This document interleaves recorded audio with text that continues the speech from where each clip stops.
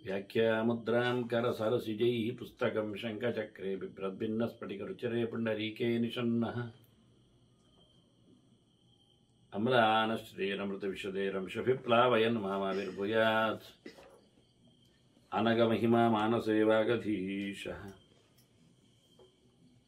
नमस्ते प्राणेश प्रणतविभवा यावनिमगाः नमः स्वामिन् रामप्रियतमानमन् गुरुगुण नमस्तुभ्यं भीमप्रफलतमकृष्णेष्ट भगवन् नमः श्रीमन्मध्वप्रदिश सुदृशन्नो जय जय श्रीगुरुभ्यो नमः नारायणं सुरगुरुं जगदेकनाथं भक्तप्रियं सकललोकनमस्कृतं च त्रैगुण्यवर्जितमजं विभुमाद्यमीशं वन्दे भवग्नम् अमरासुरसिद्धवन्द्यं नारायणं नमस्कृत्य नरं चैव नरोत्तमं देवीं सरस्वतीं व्यासं ततो जयमुदीरये ವೇದವ್ಯಾಸರ ಮಹಾಭಾರತದ ಚಿಂತಕರಿಗೆ ವಂದನೆಗಳು. ಶಾಂತಿ ಪರ್ವದ 204ನೆಯ ಪ್ರವಚನ. ಜನಮೇಜಯ ಎಂಬ ರಾಜನಿಗೆ, ಇದೇ ವಂಶದ ಅರಸಾತ, ಆತನಿಗೆ ಶೌನಕ ಗೋತ್ರದ ಇಂದ್ರೋತ ಬ್ರಾಹ್ಮಣ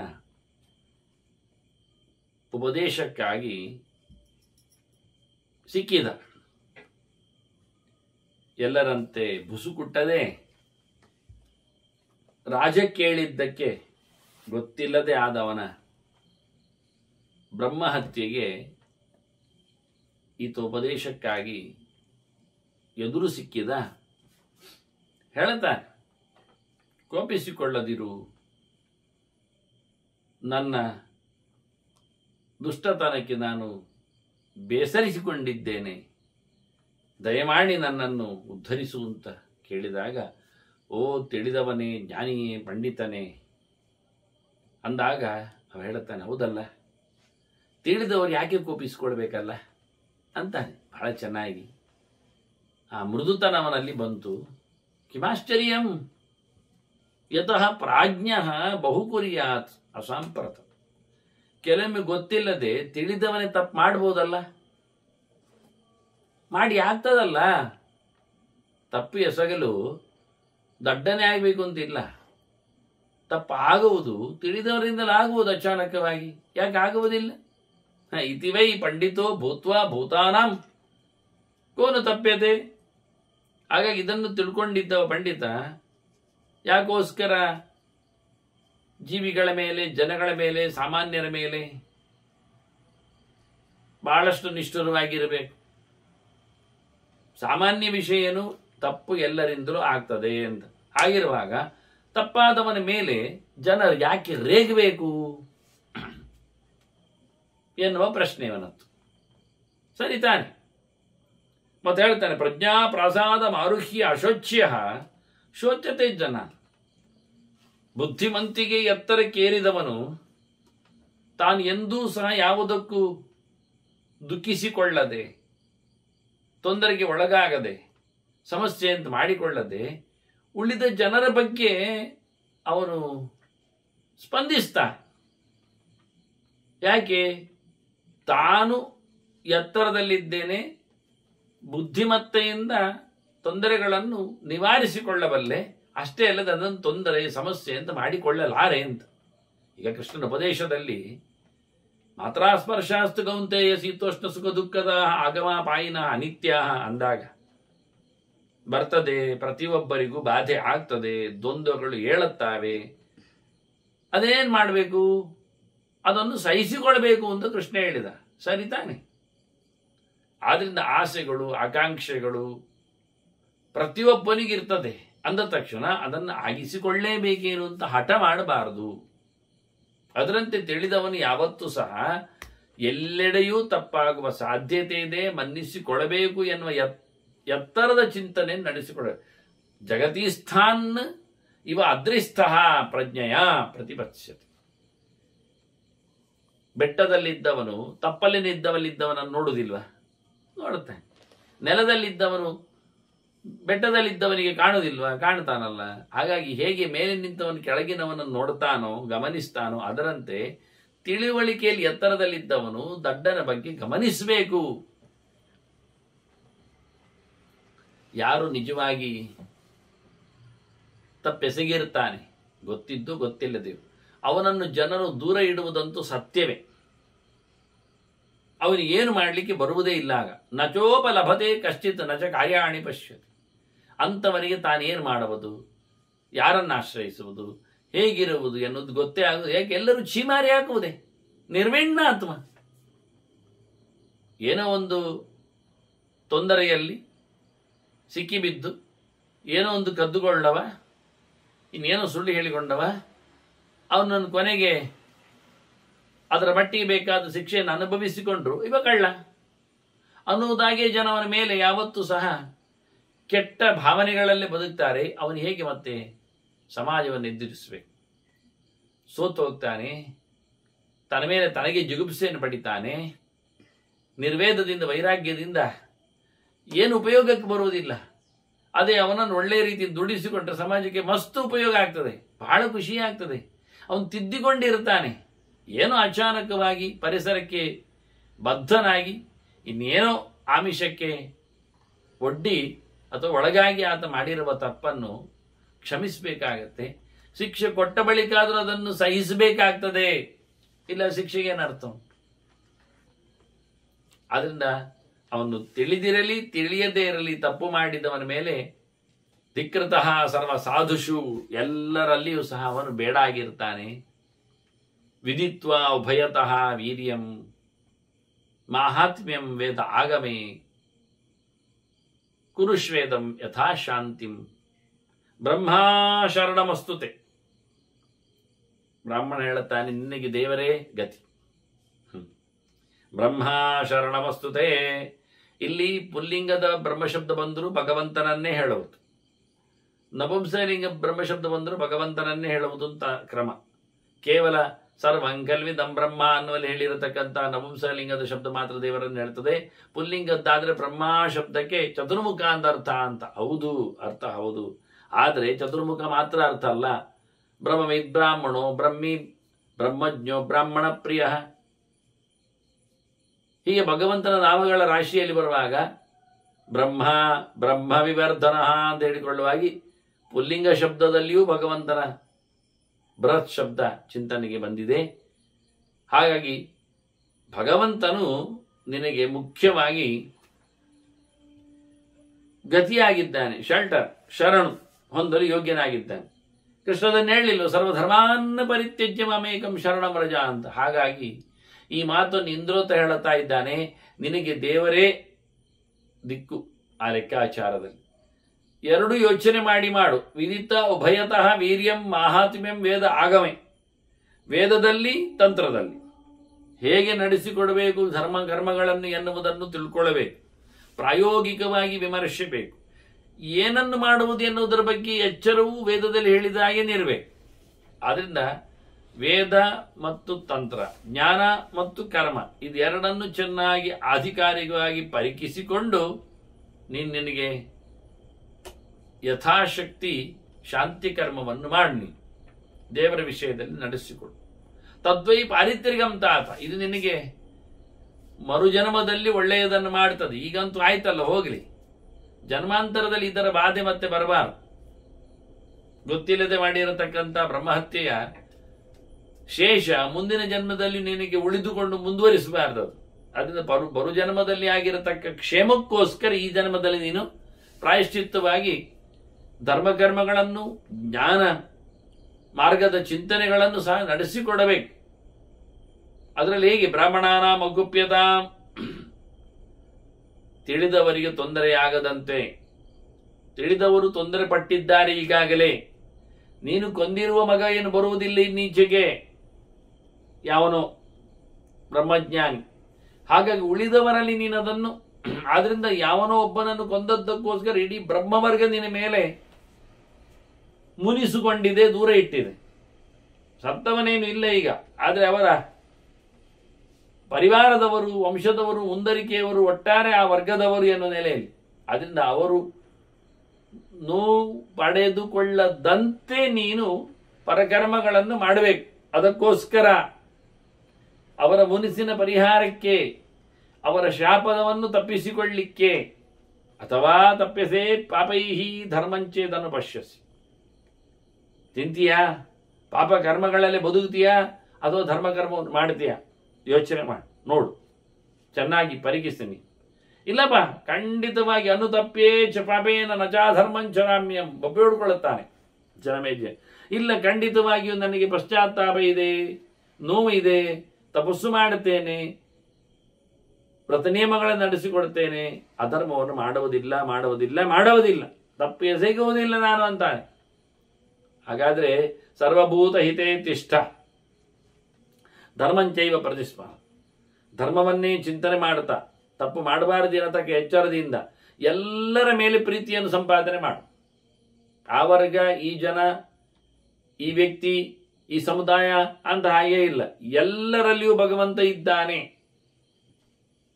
ಅಂತಹ ನೆಲೆಯಲ್ಲಿ ಯಾರ ಮೇಲೆ ಯಾವುದೇ ರೀತಿಯಾದ ದ್ರೋಹವನ್ನು, ನೋವನ್ನು, ಹಿಂಸೆಯನ್ನು ಮಾಡದೆ ನೀನು ಇರು. ಇದು ಧರ್ಮ ಅಂತ ಚೆನ್ನಾಗಿ ಚಿಂತನೆ ಮಾಡು. ತಾಮೇ ದೇವಾಹ ಗಿರಂ ಸತ್ಯಾಂ ಶೃಣ್ವಂತು ಬ್ರಾಹ್ಮಣೇಶ್ವ. ನಾನು ಹೇಳತಕ್ಕಂಥ ಧರ್ಮೋಪದೇಶಕ್ಕೆ ಇವನಿಗೊಂದು ಹೇಳಲಿಕ್ಕೆ ಹೋಗಿ ಹಾಳಾಗಿ ಹೋಗ್ತಾನೆ ಅಂತ ಜನ ನನ್ನನ್ನು ಬೈಬಾರದು. ನಿನಗೆ ಯಾರು ಉದ್ಧಾರ ಮಾಡುವ ಮಾತುಗಳನ್ನು ಹೇಳದೆ ಹೋದದ್ದು ಹಾಗೆ ನಿನ್ನಂತ ಅಯೋಗ್ಯನಿಗೆ, ಧಿಕ್ಕಾರ ಯೋಗ್ಯನಿಗೆ ಹೇಳಬಾರದು ಅಂತ ನಾನು ಹೇಳ್ತಾ ಇದ್ದೇನೆ. ಈಗ ನಾನು ಹೇಳುವ ಗೆರೆಗಳನ್ನು ದೇವರು ತಥಾಸ್ತು ಅನ್ನಬೇಕು, ತಿಳಿದವರದಕ್ಕೆ ಮನ್ನಣೆ ಕೊಡಬೇಕು, ಅದನ್ನು ಎಲ್ಲ ಜ್ಞಾನಿ ವರ್ಗದವರು ಒಪ್ಪಿಕೊಳ್ಳಬೇಕು. ಅದನ್ನು ಎಲ್ಲರೂ ಕೇಳಿಕೊಳ್ಳಿ. ನಾನು ಹೇಳುವಂಥದ್ದನ್ನು ಎಲ್ಲರಿಗೂ ತಿಳಿಸ್ತೇನೆ. ಇದು ಪಬ್ಲಿಕ್ ಸಮಾಚಾರ. ಮಾಡಿದ ಅನ್ಯಾಯಕ್ಕೆ ಪ್ರಾಯಶ್ಚಿತ್ತವಾಗಿ ನೀನು ಮಾಡುವಂಥದ್ದು ಎದುರು ಗುಟ್ಟಾಗಿ ಅಲ್ಲ, ಎಲ್ಲರ ವಿಷಯದಲ್ಲಿ. ನಾನಂತೂ ನಿನಗೆ ಹೇಳಲಿಕ್ಕೆ ಹೋಗಿ ಎಷ್ಟೋ ಜನರಿಂದ ಬಹಿಷ್ಕಾರಕ್ಕೆ ಯೋಗ್ಯನಾಗಬೇಕಾಗ್ತದೆ. ಸೋಹಂ ನ ಕೇನಚಿಚ್ಚಾರ್ಥಿ ತ್ವಾಂಚ ಧರ್ಮಂ ಉಪಹ್ವೈ. ನಾನು ನಿನಗೆ ಧರ್ಮ ಮಾಡಲಿಕ್ಕೆ ಹೇಳಿಕೊಡುವುದು ಏನೋ ನನ್ನ ಲಾಭಕ್ಕಾಗಿ ಅಲ್ಲ, ನನಗೆ ಸ್ವಾರ್ಥ ಇಲ್ಲ. ನಾನು ಹೆದರಿಯೋ ಬೆದರಿಯೋ ಇನ್ನೇನೋ ರೋಗಕ್ಕೋ ತಾಪಕ್ಕೋ, ನಾನು ನನ್ನ ಪಾಡಿಗೆ ನಿನ್ನ ಉದ್ಧಾರಕ್ಕೋಸ್ಕರ ಬಹಳ ವಿಶೇಷದಿಂದ ಎಲ್ಲರನ್ನು ಎದುರು ಹಾಕಿಕೊಂಡು ಹೇಳುತ್ತಾ ಇದ್ದೇನೆ, ಖಾಲಿ ಧರ್ಮಕ್ಕಾಗಿ ಅಂತ. ನನ್ನನ್ನು ಉಳಿದವರೆಲ್ಲ ಹೇಳುತ್ತಾರೆ, ಭಕ್ಷಂತಿ ಮಾಂ ಅಧರ್ಮಜ್ಞಂ ತ್ಯಕ್ಷಂತಿ ಸುಹೃದ ಜನ. ನನಗೆ ಇಷ್ಟ ಆದವರೇ ನನ್ನನ್ನು ಬಿಡುತ್ತಾರೆ. ಹೌದಾ? ಅವನಿಗೆ ಹತ್ತಿರೋದಿಯಾ? ಅವನಿಗೆ ಪ್ರಾಯಶ್ಚಿತ್ತ ಹೇಳಲಿಕ್ಕೆ ಶುರು ಮಾಡಿದ್ಯಾ? ಅವನಿಂದ ಕರ್ಮ ಮಾಡಿಸಿಕೊಳ್ತೀಯಾ? ಛೇ ನಾಲಾಯಕ್ಕು ನನಗೆ ಹೇಳುತ್ತಾರೆ. ಅದನ್ನು ನಾನು ಎಂಥದು ಉದ್ದೇಶದಿಂದ, ಲಾಭಕ್ಕಾಗಿ ಪ್ರಯೋಜನ ಇಟ್ಟುಕೊಂಡು ನಿನ್ನ ಬಳಿಗೆ ಹೇಳುತ್ತಾ ಇಲ್ಲ.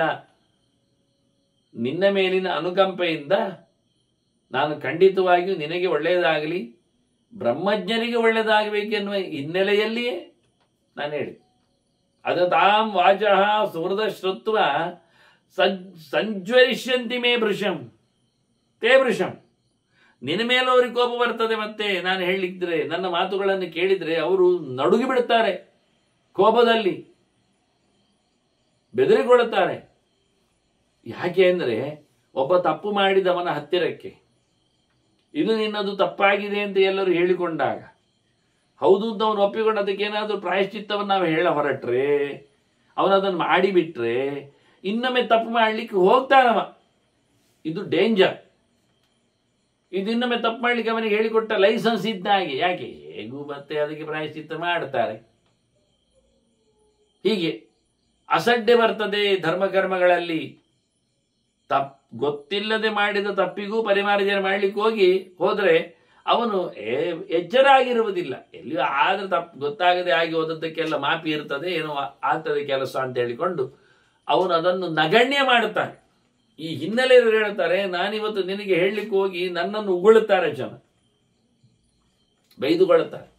ಅಲ್ಲಯ್ಯ, ನೀನೇ ಕೇಳಿದ್ದೀಯಲ್ಲ, ಎತ್ತರದಲ್ಲಿದ್ದವನು, ಬುದ್ಧಿಮತ್ತೆಯ ಬಹಳ ಎತ್ತರದ ವ್ಯಕ್ತಿ, ಆತ ಈ ತಪ್ಪು ಮಾಡಿದವರ ಮೇಲೆ ಆಕ್ರೋಶಕ್ಕೆ ಒಳಗಾಗುವುದು, ಬಿಟ್ಟು ಹೋಗುವುದು, ಪ್ರಾಯಶ್ಚಿತ್ತ ಹೇಳದೇ ಇರುವುದು, ಹದಗುಟ್ಟುವುದು, ಅದೆಲ್ಲ ಮಾಡುವುದಿಲ್ಲ ಅಂತ ನೀನು ಹೇಳಿದ್ದಲ್ಲ ಹೇಳಿದರೆ ಹೌದು. ಹಾಗಾಗಿ ಕೆಲವರು ಒಪ್ತಾರೆ ನನ್ನ ಮಾತನ್ನು. ಕೇಚಿದೇವ ಮಹಾಪ್ರಾಜ್ಞ ಪ್ರತಿಜ್ಞಾಸ್ಯಂತಿ ಕಾರ್ಯತಾಂ. ಏನಾದರೂ ಒಳ್ಳೆಯದು ಮಾಡಬೇಕು, ತಪ್ಪಾದದ್ದಕ್ಕೆ ಪರಿಮಾರ್ಜನೆ ಇದೆ ಅಂತ ಹೇಳಿಕೊಂಡು ಕೆಲವೇ ಮಹಾಬುದ್ಧಿವಂತರು, ಅದಕ್ಕೆ ಹೇಳಿದ್ದು ನಾನು ಸಾಮಾನ್ಯ ಅಲ್ಲ, ಬುದ್ಧಿಮತ್ತೆ ಉಳ್ಳವನು ಹೇಳಿಕೊಂಡ ಚಿಂತನೆಯನ್ನು ಸಮಾನವಾಗಿರತಕ್ಕ ಬುದ್ಧಿಮತ್ತೆ ಉಳ್ಳವರು ಒಪ್ಪುವುದಿಲ್ಲ ಕೆಲವೊಮ್ಮೆ. ಯಾಕೆ? ತರ್ಕ, ಜಿದ್ದು, ಸ್ಪರ್ಧೆ, ಇನ್ನಷ್ಟು ವಿಮರ್ಶೆ. ಆದರೆ ಮಹಾಬುದ್ಧಿವಂತರು ಇರ್ತಾರೆ, ಇನ್ನೂ ಆಚೆಗೆ ನಿಂತವರು ಇರ್ತಾರೆ, ಅಂತವ್ರು ಹೋಗ್ತಾರೆ, ಅವ್ರು ಕೇಳಿಕೊಳ್ತಾರೆ, ಅವರು ಇಷ್ಟಪಡುತ್ತಾರೆ, ಅವರಿಗೆ ಅನುಕೂಲ ಆಗಲಿ ಅಂತ ಹೇಳ್ತಾರೆ. ಅದರಿಂದ ಜಾನಿ ಹಿಮಾಂ ಕೃತಂತಾತ ಬ್ರಾಹ್ಮಣಾನ್ ಬರ್ತಿ ಭಾರತ. ನಾನು ಮಾಡ್ತಾ ಇರುವುದು ಬ್ರಾಹ್ಮಣರ ಶ್ರೇಯಸ್ಸಾಕಿ ಎನ್ನುವುದನ್ನು ನೀನು ಗ್ಯಾರಂಟಿ ತಿಳ್ಕೋ. ಅವರು ನಿನಗೆ ಮಾಡಿರತಕ್ಕ ಅವರಿಗೆ ಆದ ಅನ್ಯಾಯಕ್ಕೆ ಪರಿಮಾರ್ಜನೆಗೆ, ಬ್ರಹ್ಮ ಹತ್ಯೆಯಾಗಿದೆ ಹೇಳಿಕೊಂಡು ಅದಕ್ಕೆ ಅನುಗುಣವಾಗಿ ಬ್ರಹ್ಮಜ್ಞರನ್ನು ಪ್ಲೀಸ್ ಮಾಡೋದು, ಪುಸಲಾಯಿಸುವುದಲ್ಲ, ಅವರನ್ನು ವಿಶೇಷವಾಗಿ ಗೌರವಿಸುವ ಮೂಲಕ ತಮ್ಮಿಂದಾದ ಅಪಚಾರಕ್ಕೆ ಕ್ಷಮೆಯನ್ನು ಕೇಳುವ ವಿಧಾನ ಧಾರ್ಮಿಕವಾಗಿ. ಯಥಾತೆ ಮತ್ಕೃತೆ ಕ್ಷೇಮಂ ಲಬ್ಧೇರಂತಂ ತಥಾಕು. ನನಗೂ ಒಳ್ಳೆಯದಾಗುವ ಹಾಗೆ ಮಾಡು ಮಾರಾಯ ನೀನು.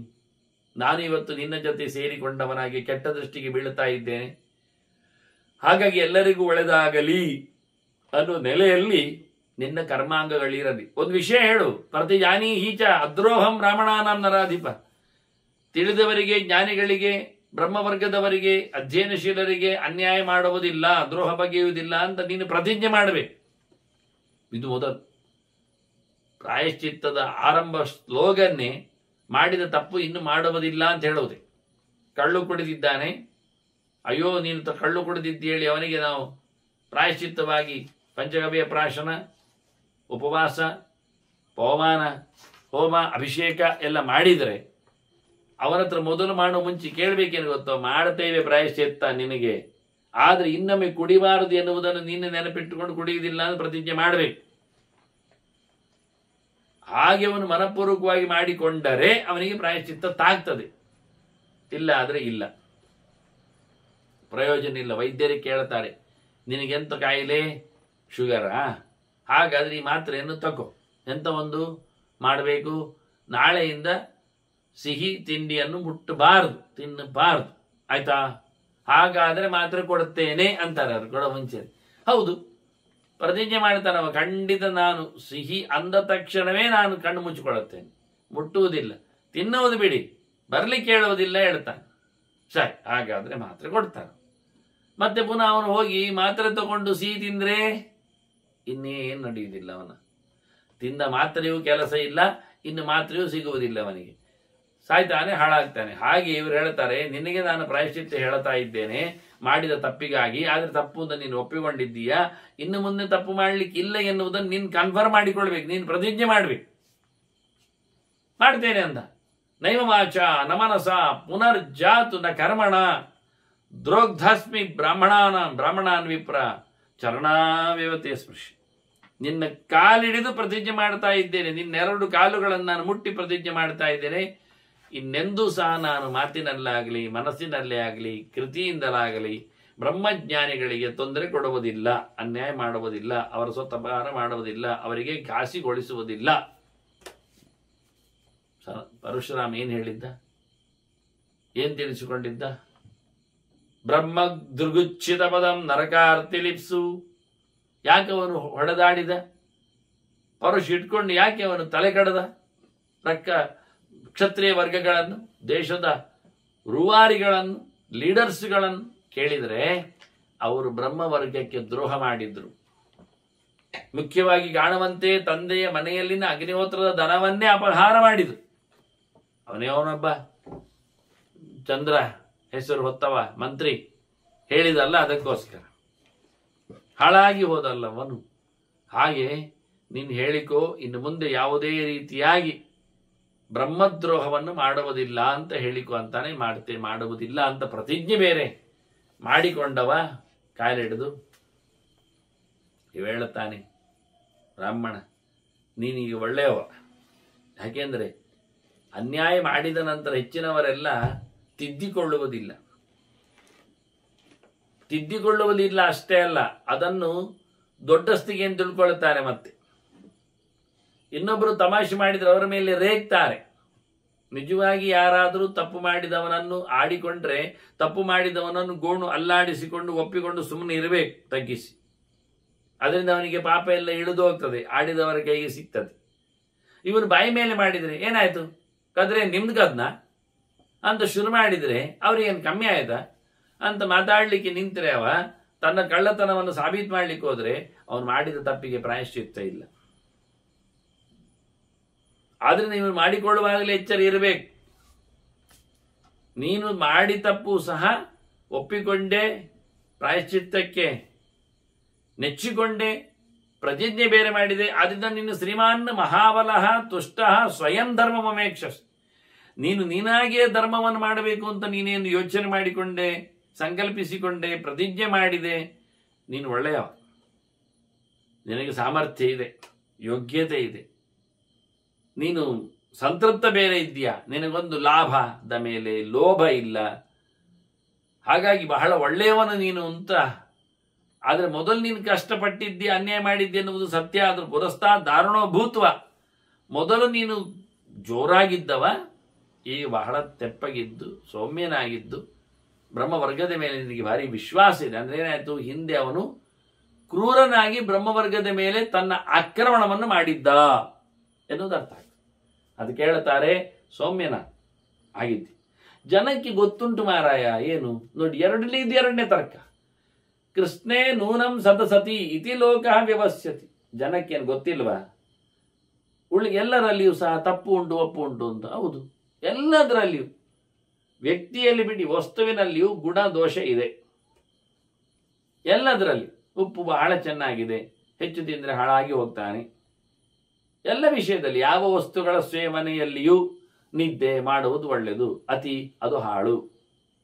ಹಾಗೆ ಮೈ ಪುಷ್ಟಿಯಾಗಿ ದಷ್ಟಪುಷ್ಟವಾಗಿ ಇರಬೇಕೆನ್ನುವುದು ಸತ್ಯ. ಆದರೆ ಹೆಚ್ಚು ಆಗಿದ್ರೆ ಅದು ಬೊಜ್ಜು ಅಂತ ಅರ್ಥ, ಪ್ರಯೋಜನ ಇಲ್ಲ ಅಂತಾರೆ, ಲೆಕ್ಕಕ್ಕೆ ಸಿಗುವುದಿಲ್ಲ. ಹೀಗಾಗಿ ಪ್ರತಿಯೊಂದರಲ್ಲಿಯೂ ಗುಣ ಇದೆ, ದೋಷ ಇದೆ, ಸತ್ತಿದೆ, ಅಸತ್ತಿದೆ ಅಂತ ಜನಕ್ಕೆಲ್ಲರಿಗೂ ಗೊತ್ತು.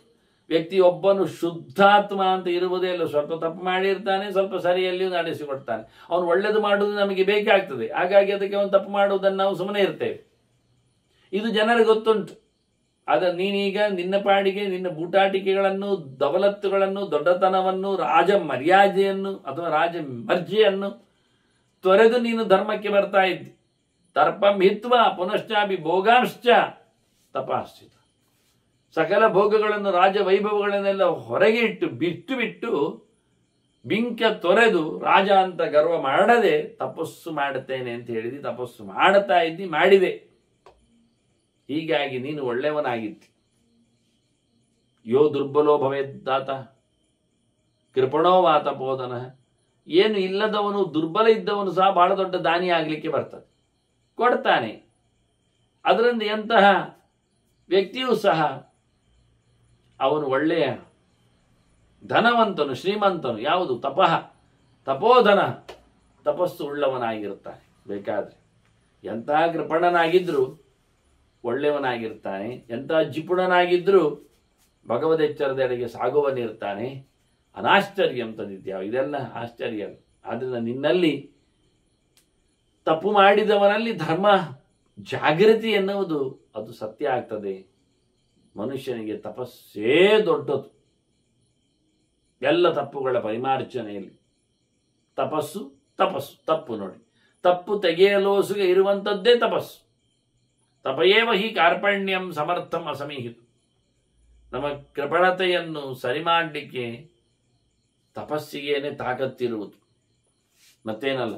ತಚ್ಚೇ ಸಮೀಕ್ಷೆಯೈವ ಸ್ಯಾತ್ ತವೇ ತಸ್ಮಿನ್ ತಪೋಗುಣ. ಅದನ್ನು ಚೆನ್ನಾಗಿ ತಿಳಿದು ಮಾಡಬೇಕು ಮತ್ತೆ ಅಂತಾನೆ. ತಚ್ಚೇತ್ ಸಮೀಕ್ಷೆಯೈವ ಸ್ಯಾತ್ ಅಂತ. ತಪಸ್ಸೇ ಮಾಡುವುದಾಗಿದ್ರು ಸರಿಯಾಗಿ ತಿಳ್ಕೊಂಡು ಮಾಡಬೇಕು ತಪಸ್ಸು. ಎಲ್ಲಿ ಮಾಡುವುದು, ಏನನ್ನು ಮಾಡುವುದು, ಹೇಗೆ ಮಾಡುವುದು ಅಂತ. ತಪಸ್ಸು ಮಾಡ್ತೇನೆ ಅಂತ ಹೇಳಿಕೊಂಡು ಪ್ರಯೋಜನ ಇಲ್ಲ. ತಪ್ಪು ಮಾಡಿದರೆ ವಿದ್ಯುಕ್ತವಾಗಿಯೇ ವ್ಯವಸ್ಥಿತವಾಗಿಯೇ ಹೇಳಿದಾಗೆ ನಡೆಸಿಕೊಡ್ಬೇಕು ಅವನು. ಆದರೆ ತಪಸ್ಸಿಗೆ ಗುಣ ಇಲ್ಲಾದ್ರೆ ತಪಸ್ಸಿಗೆ ದೋಷವೇ ಇರ್ತದೆ. ತಪಸ್ಸಿನ ಜೊತೆಯಲ್ಲಿ ಮತ್ತೆ 4-5 ಉಂಟು, ಗೊತ್ತುಂಟ ನಿನಗೆ. ಯಜ್ಞ, ದಾನಂ, ದಯಾ, ವೇದ, ಸತ್ಯಂಚ ಪ್ರತಿವೀಪದೆ ಪಂಚೈದಾನಿ ಪವಿತ್ರಾಣಿ ಷಷ್ಟಂ ಸುಚರಿತಂ ತಪಃ. 6ನೆಯದ್ದು ತಪಸ್ಸು. ನಿಜವಾಗಿ ಸ್ಥಾನದಲ್ಲಿ ಒಳ್ಳೆ ರೀತಿಯಿಂದ ತಪಸ್ಸು ಮಾಡಿದರೆ ದೊಡ್ಡ ಅವನಿಗೆ ಲಾಭ, ಪುಣ್ಯತ್ತು. ಆರಂಭದಲ್ಲಿ ಹೇಳ್ತಾನೆ ಯಜ್ಞ. ನಾವು ನೋಡಿದ್ದೇವೆ ಪಂಚಯಜ್ಞದ ಕಥೆ. ಯಜ್ಞವು ಒಂದು ದೊಡ್ಡ ಸಂಗತಿ ವ್ಯಕ್ತಿಗೆ ಮಾಡಲ್ಪಟ್ಟಾಗ. ಅಂದರೆ ಪೂಜೆ ಪುನಸ್ಕಾರಗಳು ಅಂತ ಇಟ್ಕೊಳ್ಳಿ, ಪ್ರತಿಮಾ ಮಾಧ್ಯಮದ ಆರಾಧನೆ ಅಂತಲೇ ಮಾಡಿಕೊಳ್ಳಿ, ಸಣ್ಣದಕ್ಕೆ ತನ್ನಿ. ದಾನಂ ವಿತರಣೆ, ಏನಾದರೂ ಯಾರಿಗಾದರೂ ಬೇಕಾದವರಿಗೆ ಬೇಕಾದ ಸೊತ್ತನ್ನು ಹೆಚ್ಚಿಗೆ ಆದಾಗ ಕೊಟ್ಟು ಬಿಡುವುದು, ವಿತರಿಸುವುದು. ಆನಂತರ ದಯ, ಎಲ್ಲ ಭೂತಗಳ ಮೇಲೆ ಅನುಕಂಪೆ, ಪ್ರೀತಿ, ವಿಶ್ವಾಸ, ಅವುಗಳ ಮೇಲೆ ಯಾವುದೇ ರೀತಿಯಾದ ದ್ವೇಷ ಅನ್ಯಾಯ ಮಾಡಿಕೊಳ್ಳದೆ ಇದ್ದದ್ರಲ್ಲಿ ಬಹಳ ಚೆನ್ನಾಗಿ ಎಲ್ಲರನ್ನು ಮೆಚ್ಚಿಕೊಳ್ಳುವಂಥದ್ದು. ಮತ್ತು ವೇದಾಹ, ಮಾತಿನ ಪ್ರಪಂಚ, ನಿತ್ಯ ಶಬ್ದರಾಶಿ, ಇದನ್ನು ಪ್ರತಿನಿತ್ಯ ಅಧ್ಯಯನ ಮಾಡಬೇಕು, ತಿಳ್ಕೊಳ್ಳೋದು ಮುಗಿಯುವುದಿಲ್ಲ ಗೊತ್ತು. ಅದರಿಂದ ಪ್ರತಿನಿತ್ಯವೂ ಅದರ ಬಗ್ಗೆ ಗಮನಿಸಿಕೊಳ್ಳಬೇಕು. ಅದರಂತೆ ಸತ್ಯಂಚ, ನುಡಿ ಸತ್ಯವಾಗಿರಬೇಕು, ತಪ್ಪಿಕೊಳ್ಳಬಾರದು. ಭಗವಂತನಿಗೆ ಮೆಚ್ಚುವ ಹಾಗೆ ತನ್ನ ಪ್ರಯತ್ನ ಇರಬೇಕು. ವಾಂಗ್ಮಯ ಸೇವೆ ಇದಿಷ್ಟು ಮುಖ್ಯವಾದದ್ದು. ಪಂಚೈತಾನಿ ಪವಿತ್ರಾಣಿ ಷಷ್ಟಂ ಸುಚರಿತಂತಪ. 6ನೇದೇನು ಹೇಳಿದ್ರೆ ಚಂದವಾಗಿ ವಿದ್ಯುಕ್ತವಾಗಿ ತಪ್ಪಿಲ್ಲದೆ ಘನಘೋರವಾಗಿ ಆಚರಿಸುವ ತಪಸ್ಸು 6ನೇದು ಅಂತ ಅರ್ಥ. ತಪಸ್ಸು ಅಲ್ಲೇ ಉಂಟು, ನಡೆಸಬೇಕ. ತೇನ ಸಮ್ಯಕ್ ಗೃಹೀತೇನ ಶ್ರೇಯಾಂಸಂ ಧರ್ಮಮಾಪ್ಸಿಸಿ. ಒಂದೊಮ್ಮೆ ಚಂದವಾಗಿ ನೀನು ತಪಸ್ಸು ಮಾಡಿದೆ, ನಿನಗೆ ಖಂಡಿತವಾಗಿಯೂ ಉದ್ಧಾರ ಆಗುವ ವ್ಯವಸ್ಥೆ ಇದೆ, ಒಳ್ಳೆ ಧರ್ಮ ಮಾಡಲಿಕ್ಕೆ ಬರ್ತದೆ. ನೀನು ಮತ್ತೆ ದುಷ್ಟನಾಗಿ ಹಾಳಾಗಿ ಕೆಳೆಯುವನಿಗೆ ಹೋಗುವುದಿಲ್ಲ. ಒಪ್ಪಿಕೊಂಡು ನಡೆಸಿಕೊಟ್ಟು ಸೇವೆಯಿಂದ ನೀನು ನಡೆಸಿಬಿಟ್ಟರೆ ಇದೆಲ್ಲ ಮಾಡಿಕೊಂಡು ಆಗ್ತದೆ ಅಂತ ಮುಖ್ಯವಾಗಿ ಮಾಡಬೇಕಾಗ್ತದೆ. ನೀನು ಮತ್ತೇನು ಮಾಡಬೇಕು? ಪುಣ್ಯ ದೇಶಾಭಿಗಮನಂ ಪವಿತ್ರಂ ಪರಮಂ ಸ್ಮೃತಂ. ಮತ್ತೆ ಪುನಃ ಗಟ್ಟಿಯಾಗಿ ಪ್ರಾಯಶ್ಚಿತ್ತ ಮಾಡಿದ್ದೇನೆ ಅಂತ ಹೇಳಿ ಗಮ್ಮತ್ತಲ್ಲಿ ಕೂತ್ಕೊಳ್ಳುವುದಲ್ಲ, ಮತ್ತೆ ಹೊರಡಬೇಕು. ಎಲ್ಲಿಗೆ? ತೀರ್ಥಕ್ಷೇತ್ರಗಳಿಗೆ. ತೀರ್ಥಕ್ಷೇತ್ರ ಅಂದ್ರೆ ಕಾಣಲಿರತಕ್ಕಂಥ ಪ್ರವಾಸಿ ಧಾಮ ಅಲ್ಲ ಇವರಿಗೆ. ಅವರು ಹೇಳ್ತಾರೆ ಪುಣ್ಯಕ್ಷೇತ್ರ, ಪುಣ್ಯ ದೇಶಾಭಿಗಮನಂ ಅಂತ. ಪವಿತ್ರಾತ್ಮರು ದೊಡ್ಡವರು ಕೂತಿರತಕ್ಕ ತಾಣಗಳಿಗೆ ಹೋಗ್ಬೇಕು. ಅವರು ಕೂತಿದ್ದಾಗ ಬೇಕಾದ್ರೆ ಇರಲಿ ಎಂದು, ನೀನು ಹೋಗುವಾಗ ಹೋಗ್ಬೇಕು. ಒಳ್ಳೆ ಪರಮ ಅತ್ಯಂತ ಪವಿತ್ರವಾದದ್ದು ಮನುಷ್ಯನಿಗೇನು ಕೇಳಿದ್ರೆ ತೀರ್ಥಕ್ಷೇತ್ರ ಸಂಚಾರ, ಸಾಧನೆಗಾಗಿ ದೇಹವನ್ನು ಸವಿಸಿಕೊಳ್ಳುವ ಬಗೆ. ಉದ್ದವನಿ ಕೃಷ್ಣ ಹೇಳಿದ ಹಾಗೆ ಬ್ರಾಹ್ಮಣಸ್ಥೆದು ದೇಹೋಯಂ ಕ್ಷುದ್ರಗಾಮಾಯನೇಶ್ವರ, ಇವನು ಪ್ರಾಯಶ್ಚಿತ್ತಕ್ಕಾಗಿ ಹೋಗುವುದು. ಹೀಗೆ ಹೋಗಲೇಬೇಕು ನೀನು. ಯಯಾತಿ ಹೇಳ್ತಾನೆ, ಕೇಳಿದ್ದೆ ಒಂದು ಮಾತು ನೀನು ನೋಡಿ. ಯಯಾತಿ ಭಾರಿ ಫೇಮಸ್. ಅವರು ಶುಕ್ರಾಚಾರ್ಯರ ಮಗಳನ್ನು ಪಡೆದವಾದ್ರಿಂದ ಶುಕ್ರಾಚಾರ್ಯರು ಮಾವನೂ ಅವನಿಗೆ ಬೇಕಾದಷ್ಟು ಮಾತುಗಳನ್ನು ಹೇಳಿದವ. ಇದೇ ವಂಶದ ಹಿರಿಯ, ಹಿಂದೆ ಬಂದವ. ಏನ್ ಹೇಳ್ತಾನೆ ಯಯಾತಿ? ಏನ್ ಹೇಳ್ತಾನೆ? ಯೋ ಮರ್ತ್ಯ ಪ್ರತಿಬದ್ಧೇತ ಆಯುರು ಜೀವಿತೇನವ ಪುನಃ. ಒಂದೊಮ್ಮೆ ಯಾರಾದರೂ ಬದುಕಿ ಉಳಿದಾದ್ರೆ, ಏನಾದರೂ ಸಂಪತ್ತು ಸಂಪಾದನೆ ಮಾಡಿಕೊಂಡಿದ್ದರೆ, ಏನಾದರೂ ಅವನಲ್ಲಿ ಉಂಟು ಅಂತ ಹೇಳಿಕೊಂಡರೆ ಅವನೇನ್ ಮಾಡಬೇಕು? ಯಜ್ಞಮೇಕಂ ತತಕೃತ್ವ ತತ್ ಸನ್ಯಸ್ಯ ತತಶ್ಚರೇತ್. ಅವನು ಹೇಳುವ ಕ್ರಮ ಒಳ್ಳೆ ರೀತಿಯಿಂದ ಅವನು ಹೇಳಿರ್ತಾನೆ ಏನು ಮಾಡಲಿಕ್ಕೆ ಉಂಟು ಅಂತ. ಭಗವಂತನ ಸಮಾರಾಧನೆಯನ್ನು ನಡೆಸಿ ಅದನ್ನು ದೇವರಿಗೆ ಸಮರ್ಪಿಸಿ ಮತ್ತೆ ತೀರ್ಥಕ್ಷೇತ್ರ ಸಂಚಾರದೆಡೆಗೆ ಹೊರಡಬೇಕು ಅಂತ. ಇದು ಮುಖ್ಯವಾದ ವಿಷಯ. ಅತ್ಯಂತ ಶ್ರೇಷ್ಠವಾದ ಧರ್ಮ ಪುಣ್ಯಕ್ಷೇತ್ರಗಳೆಡೆಗೆ ಸಾಗುವಂಥದ್ದು. ಒಂದೊಮ್ಮೆ ಮನುಷ್ಯ ಬದುಕಿದ್ದಾನೆ ಅಂತಾದರೆ, ಸ್ವತ್ತು ಪಡೆದಿದ್ದಾನೆ ಅಂತಾದರೆ, ಆರೋಗ್ಯದಲ್ಲಿ ನೆಲೆಗೊಂಡಿದ್ದಾನೆ ಅಂತಾದರೆ, ಅವನು ನಿಜವಾಗಿ ಶ್ರೀಮಂತ ಅಂತಾದರೆ, ಶ್ರೀಮಂತ ಅಂದರೆ ಕಣ್ಣು ಕಿವಿ ಕಾಲುಗಳೆಲ್ಲ ಗಟ್ಟಿ ಉಂಟು ಅಂತಾದರೆ, ಅವನು ಖಂಡಿತವಾಗಿಯೂ ದೇವರ ದೊಡ್ಡ ಮಟ್ಟಿನ ಯಜ್ಞ ಯಾಗಗಳನ್ನೆಲ್ಲ ಮಾಡಿ, ಅಂದ್ರೆ ಏನರ್ಥ? ಯಜ್ಞಮೇಕಂ ಅಂತ ಹೇಳಿ ತತಕೃತ್ವ ಅಂತ ಆ ಯಜ್ಞದಲ್ಲಿ ಎಲ್ಲವನ್ನು ದಾನ ಮಾಡಲಿಕ್ಕೆ ಉಂಟು. ಸರ್ವಸ್ವವನ್ನು ದಾನ ಮಾಡಿಕೊಂಡು ಹೊರಡುದು ಸೀದಾ. ಮತ್ತೆ ನಾಳೆ ತಿನ್ನಲಿಕ್ಕೆ ಮರ ಉಂಟು, ಕುಡಿಲಿಕ್ಕೆ ನೀರು, ತೊರೆ ಉಂಟು. ತೊರೆ ಮರಗಳ ಜೊತೆಯಲ್ಲಿ ಇವನ ಸಂಸಾರ ಆಗಲಿಕ್ಕೆ ಅಂತ ಹೆಂಡತಿ ಸಮೇತ ಹೋಗುವುದೇ ಬಹಳ ಚೆನ್ನಾಗಿರುತ್ತೆ ಅಂತ.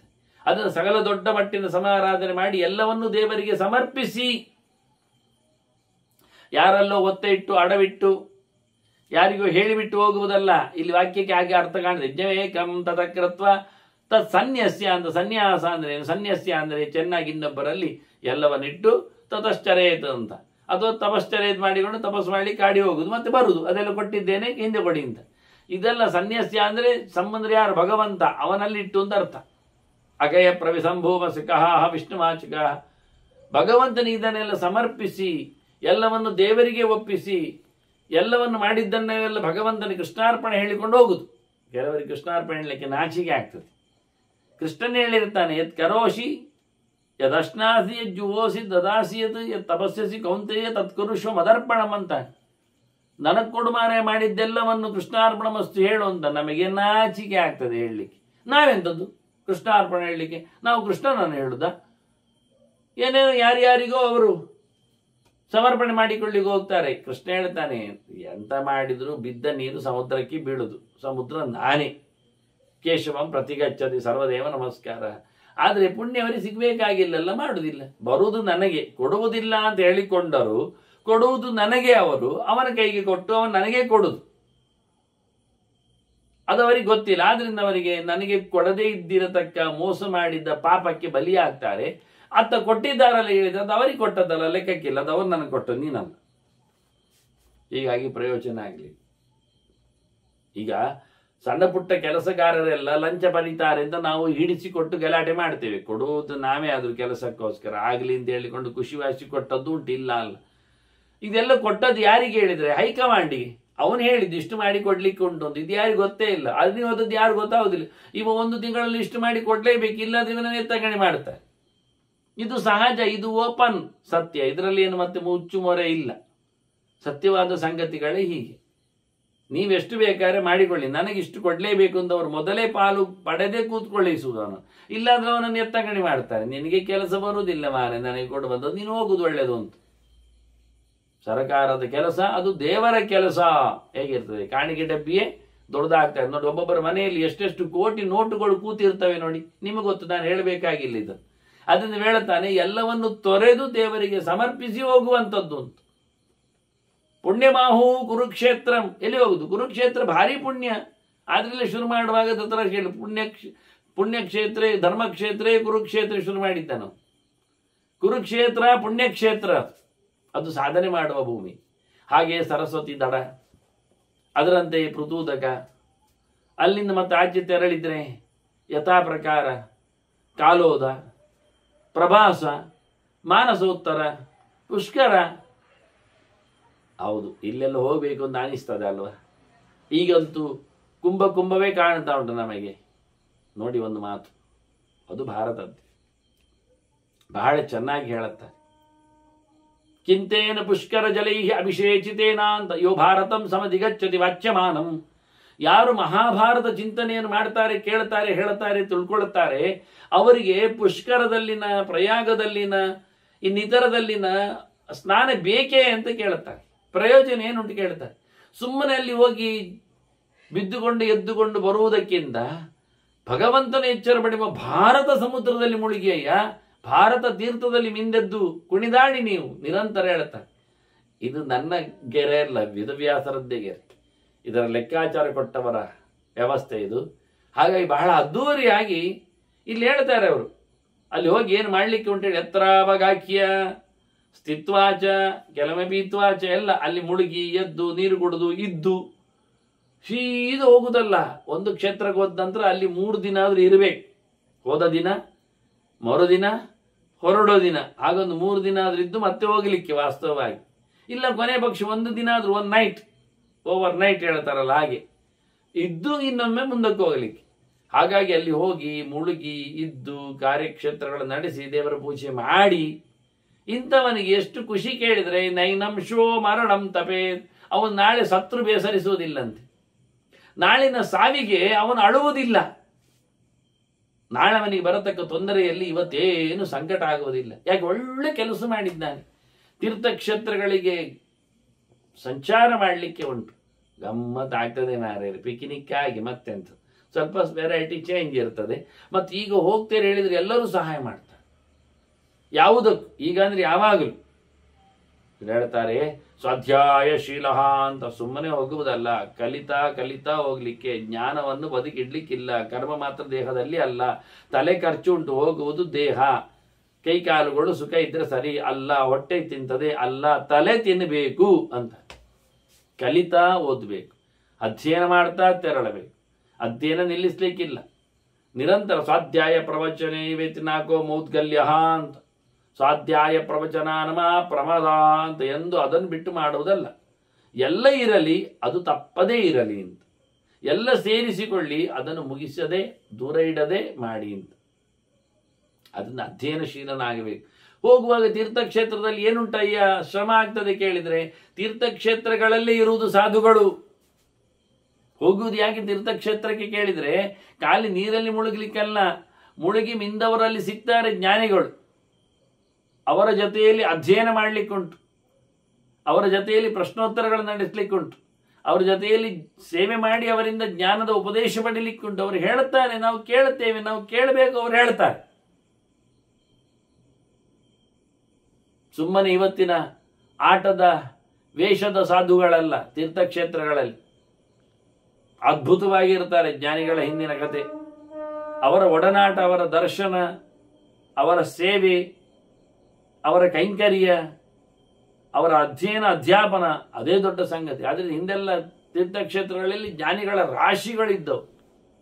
ಅವರು ಮಿಂದೆದ್ದ ನೀರಿನಲ್ಲಿ ಮಿಂದೇಳುವುದೇ ಒಂದು ದೊಡ್ಡ ಭಾಗ್ಯ. ವಿದ್ಯುತ್ ಸಂಚಾರ ಆದಾಗೆ ಅದು ಪೂರ್ಣ ಕಲ್ಮಶಗಳ, ಕಿಲ್ಬಿಷಗಳ, ಪಾಪಗಳ ಪರಿಹಾರ ಅಲ್ಲಿ ಆಗ್ತದೆ. ಅದಕ್ಕಾಗಿ ಮಾಡಬೇಕಾದ ಕಥೆಯನ್ನು ಕೇಳಿದರೆ ಪ್ರಾಯಶ್ಚಿತ್ತ ದೊಡ್ಡ ಸಂಗತಿ. ತೀರ್ಥಕ್ಷೇತ್ರಗಳ ಅಟನ, ಪರಿಭ್ರಮಣ. ನಾನೊಂದು ಆಸೆ ಒಟ್ಟುಕೊಂಡಿದ್ದೇನೆ ಹಾಗೆ, ಸಮಗ್ರ ಒಂದು ಭಾರತಕ್ಕೆ ಬದಿಯಲ್ಲಿ ಒಂದು ಪ್ರದಕ್ಷಿಣೆ ಮಾಡಬೇಕು ಅಂತ, ಕಾಲ್ನಡಿಗೆಯಲ್ಲಿ. ಎಷ್ಟೊಂದು ವರ್ಷ ಅಂತೂ ಬೇಕಾಗ್ತದೆ ಬಿಡಿ. ಹಾಗೆ ಸಿಕ್ಕಿದಲ್ಲಿ ಮತ್ತೆ ಹುಡುಕಿಕೊಂಡು ಹೋಗ್ತಾನೆ. ಅಲ್ಲಿ ಸಿಕ್ಕಿದಲ್ಲಿ ತೀರ್ಥಕ್ಷೇತ್ರಗಳ ಸ್ನಾನಾದಿಗಳ ಯಥಾಶಕ್ತಿ ಮಾಡ್ತಾ, ಪ್ರದಕ್ಷಿಣೆ ಅಂದ ತಕ್ಷಣ ಸುತ್ತುವರಿಯುವುದೇ, ಹೇಗೋ ಹಾಗೂ ಅಡ್ಡಾದಿಡ್ಡಿ ಬೇಕಾದಂತೆ ಹೋಗುವುದಲ್ಲವೇ ಅಲ್ಲ. ಹಾಗೆ ಬಹಳ ಸುಂದರವಾಗಿ ಇದು ಅವನು ಹೇಳಿದ ಬಳಿಕ ಆಗಿರತಕ್ಕಂಥ ಬ್ರಹ್ಮಹತ್ಯೆ ಪ್ರಾಯಶ್ಚಿತ್ತ ಅಂತಲ್ಲ. ದೇಹ ಇರುವುದೇ ದೇವರ ಪ್ರದಕ್ಷಿಣೆಗೆ. ಸರ್ವಂ ತ್ವದಾರಾಧನಮೇವ ಭೂಯಾತ್ ಅನ್ನುವ ಹಾಗೆ. ಹಾಗಾಗಿ ಅಧಿಕೃತವಾಗಿ ಸಮಗ್ರವಾದ ಈ ಪುಣ್ಯಕ್ಷೇತ್ರ, ಸಕಲ ಅವತಾರಗಳ ದಿವ್ಯ ನಾಡು, ಎಷ್ಟೋ ಜ್ಞಾನಿಗಳ, ಭಗವದ್ಭಕ್ತರ, ಸಾಧಕರ ನೆಲವೀಡು ಇದು. ನಡೆದಾಡಿದ ನೆಲದ ಕೋಡಿದು. ಅಲ್ಲಿ ಕಾಲಿಡುವುದೇ, ತೆರಳುವುದೇ, ಅಲ್ಲಿನ ವಾತಾವರಣಕ್ಕೆ ನಮ್ಮನ್ನು ಒಗ್ಗಿಕೊಳ್ಳುವುದೇ, ಅಲ್ಲಿನ ಗಾಳಿ ನೀರುಗಳ ಸೇವನೆಯೇ ಒಂದು ಪರಮ ಪವಿತ್ರವಾದದ್ದು, ತುಂಬ ಅದ್ಭುತವಾದದ್ದು. ಹೀಗಾಗಿ ಇವನಿಗೆ, ಜನಮೇಜಯನಿಗೆ ತೀರ್ಥಕ್ಷೇತ್ರ ಸಂಚಾರದ ವಿಶೇಷವಾಗಿರತಕ್ಕ ಕರ್ಮ ಪ್ರಪಂಚದ ಒಂದು ಪರಿಹಾರೋಪಾಯವನ್ನು ಅವನು ಹೇಳಿದ್ದಾನೆ.